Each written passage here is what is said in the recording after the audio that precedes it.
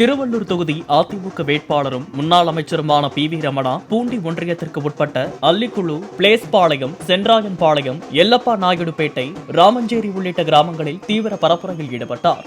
தான் வெற்றி பெற்றால் 6 மாதத்திற்குள் புதூர், எல்லப்ப நாயுடுபேட்டை இடையே உள்ள கொசஸ்தலையாற்றின் தரைப்பாலத்தை உயர்மட்ட மேம்பாலமாக கட்டித்தருவேன் என உறுதியளித்து வாக்கு சேகரித்தார். நம்ம ஏமாறக்கூடாது, உஷாரா இருக்கணும். அதுதான் என்னுடைய வேண்டுகோள்.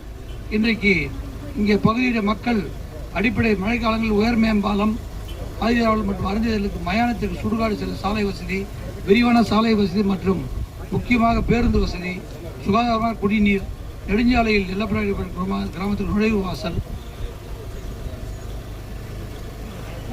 பல்வேறு கிராமங்கள், இதெல்லாம் இந்த வாக்குறுதிகளை எல்லாம் நாங்கள் மே மாதம் 4ஆம் தேதி வாக்கு எண்ணிக்கை, மே மாதம் 14ஆம் தேதியிலிருந்து 10 நாளைக்குள்ள 20 தேதிக்குள்ள உங்கள் ஊருக்கு வரோம். உட்காந்து பேசி இந்த கோரிக்கைகள்லாம் எதை உடனடியாக நிறைவேற்ற முடியும், எதை ஒரு 10 நாள் 1 மாதத்தில் நிறைவேற்ற முடியும், எதை 2 மாதத்தில் நிறைவேற்ற முடியும்னு முடிவு பண்ணி அந்த அடிப்படையில் 2 மாதங்களுக்குள்ள ஒரு சில கோரிக்கைகள் 6 மாதத்துக்குள்ள ஆல்மோஸ்ட் எல்லா கோரிக்கையும் நாங்கள் நிறைவேற்றி தருகிறோம். எனவே நீங்கள் கவனமாக இருந்த இரட்டைலைக்கு ஓட்டு போடுங்க.